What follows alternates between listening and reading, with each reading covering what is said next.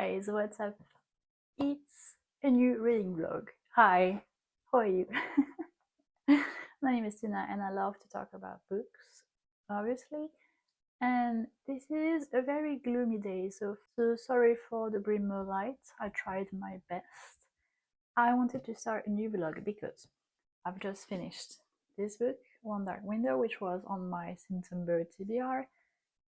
I will talk more about it later, but I liked it. And it was on my summer wind TBR and I didn't manage to read it. It is on my September TBR and I have a week, less than a week to finish it. So this is gonna be a sprint. And I wanted to bring you along with me because I think I'm gonna do some fun stuff like catching up with my reading journal, maybe doing some book shopping and some coffees and reading basically. So let's go. Let's do it.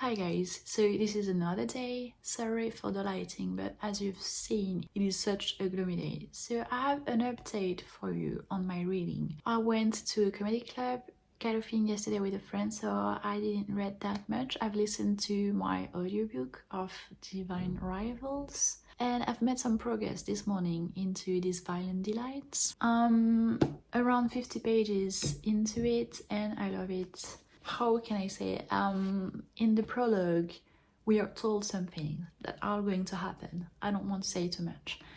And I still want to know how we are going to get there. The relation between the two main characters, who are Julian and Paul, is a shadowy sun kind of relation. There is one of them that is very Apollo-like, very handsome, destined to great future according to Paul, his friends. He's becoming friends with him, and Paul is more like a mumbling guy, always in the shadow, trying to figure out his purpose and how to get there and how to improve himself, always having a fascination kind of thing for Julian. And there are a lot of philosophy references to it and philosophical questions, and I love that about how this book is written. And I think it's still not too pompous, but very beautifully written that way. So for now, I'm really liking it. I want to get to know more about this book. I'll be definitely going to read more today because it's the perfect rainy weather day to just stay inside and read. So yes, and I've made also some progress into Dragonhead Volume 2, which is also the perfect read for a gloomy weather because it is a horror tale about children surviving catastrophic events. And this is a big chunk, as you can see. I've not even reached half of the book, but half of the graphic novel, rather. So maybe I'll continue reading that too today also, I don't know, but I plan to make some editing to edit my next video that I filmed yesterday, and to do some research for a project that I have, and trying to find maybe a job. We'll see. So I'll bring you all along with me today.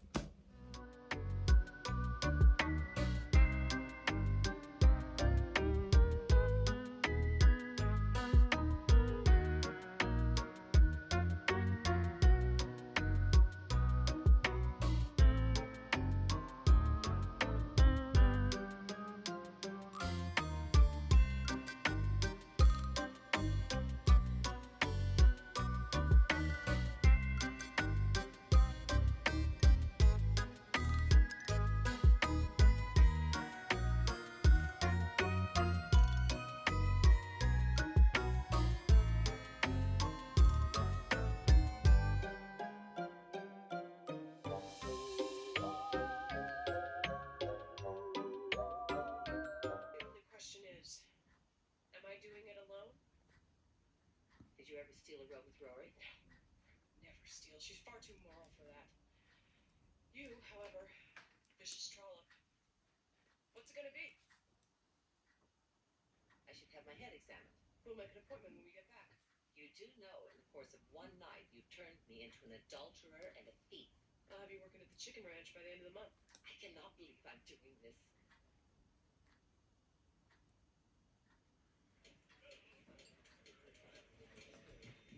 Freaky, unfortunate things that happens. Freaky and unfortunate, yeah. She had nothing to do with Jess coming over. Believe me, she did not want him there. That's what you tell me. Rory wouldn't lie, right? No. Rory wouldn't lie.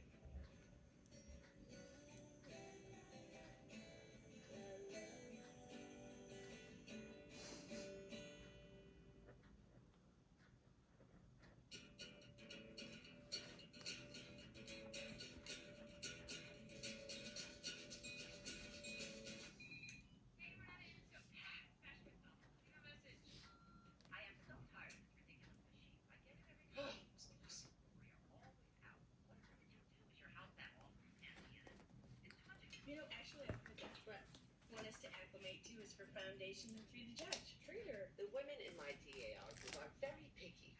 Thank God, when the pate at the meeting Hetty Covington organized was slightly less chill than appropriate, she was ostracized for a month. Well, that hussy Hetty had it coming. Lorelai. Oh, gosh, they're on time for once. Good. Hey, do me a favor and tell Michelle that I'm going to Lorelai, please. Thanks. Mom, I got a lot of other things happening here. They can't come to a grinding halt for this. So your full attention for a short period is too much to ask for. I'm already giving you more attention than I would someone in these circumstances. No one else would get 8 separate...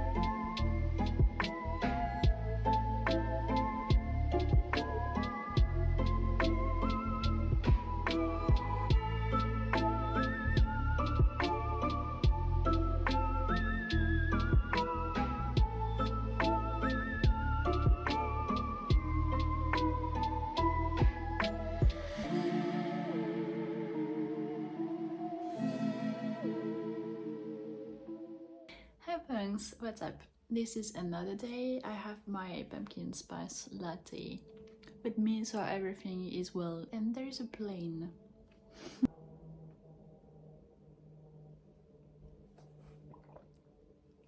Okay, better. I have an update for you today. I'm on page 150, around, yeah, 147, and this is getting somewhere.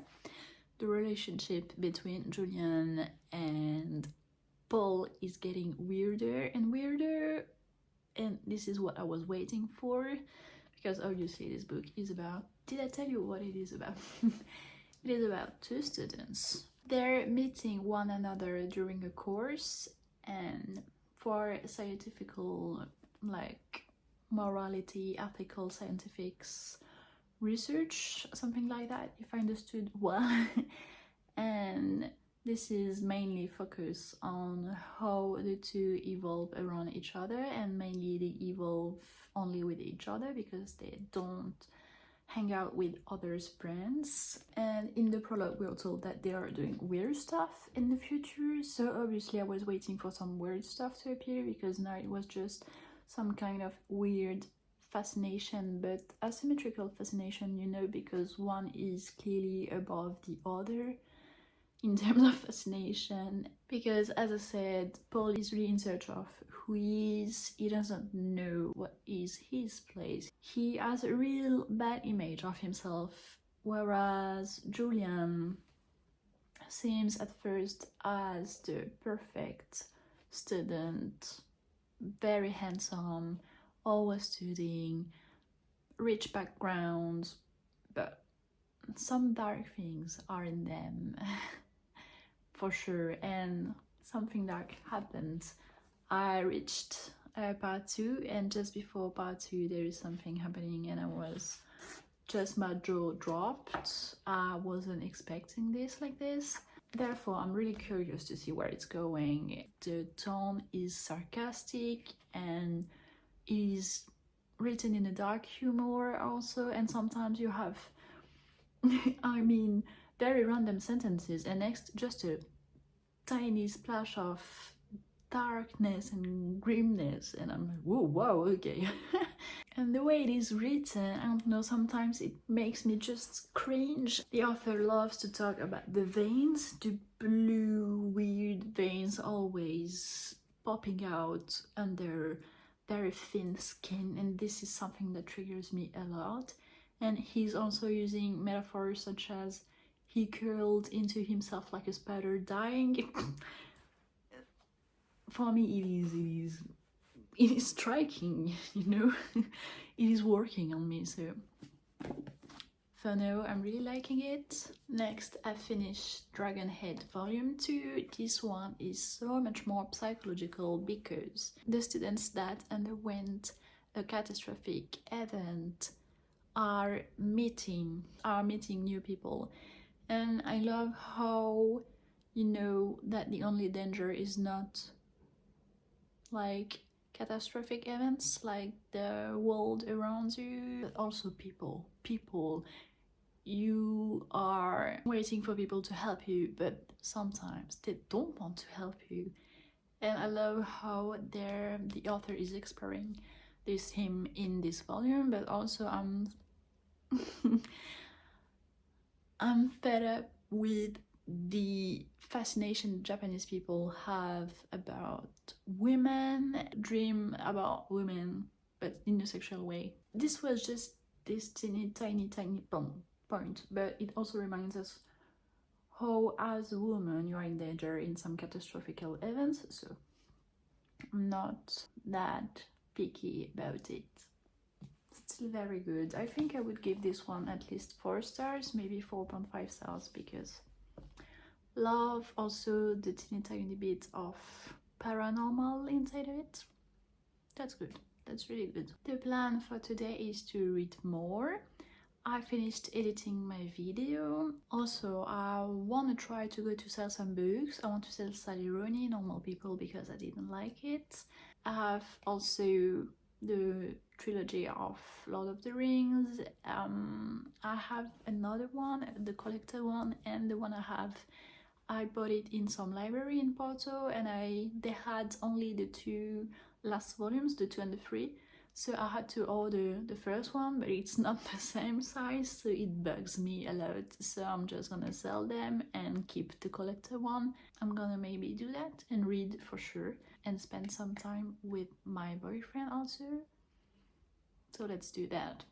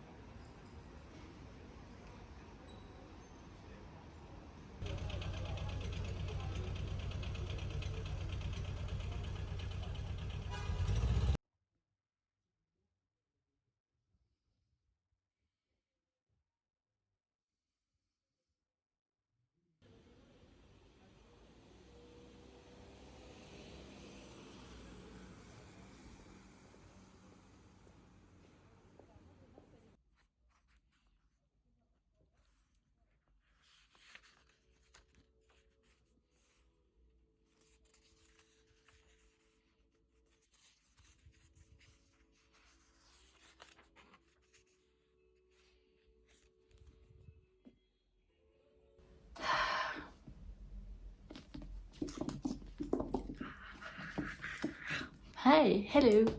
I finished this Violin Delights. As you can see, I've annotated it and I loved it. I loved it so much. I was quite impressed by the fact that this is the debut novel of Mika Neverember.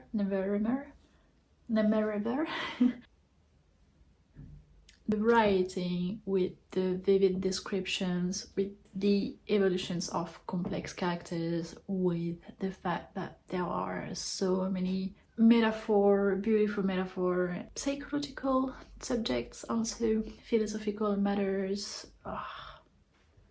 It was just so good, and I'm kind of concerned about myself because, as I described earlier, their love are asymmetrical, and there is one part of this book that is acknowledging it, and I was like, yes, I was right. It was quite obvious, but I was right. The ending is unfolding in the darkest way possible. Their relationship is obsessive. That's why I'm pretty concerned with the fact that I was fascinated by their complex relationships, by how they were evolving around each other, how their emotions was emphasized by so many different things, how toxic their relationships was. As I wrote on the end, it's like coming out of a fever dream. I don't even have the right words to describe it. The writing is surprising by the fact that they were obsessed with each other and I was obsessed with them also, even though their minds are so weird in the weirdest way possible. And especially Paul has issues about managing anger, and this is showing how to students how far they can go when they let their mind dictate what they can do, and how this is going when they want to see how far they can go and how much they can get away with it. Oh, I don't have enough words to describe it. It was cleverly written.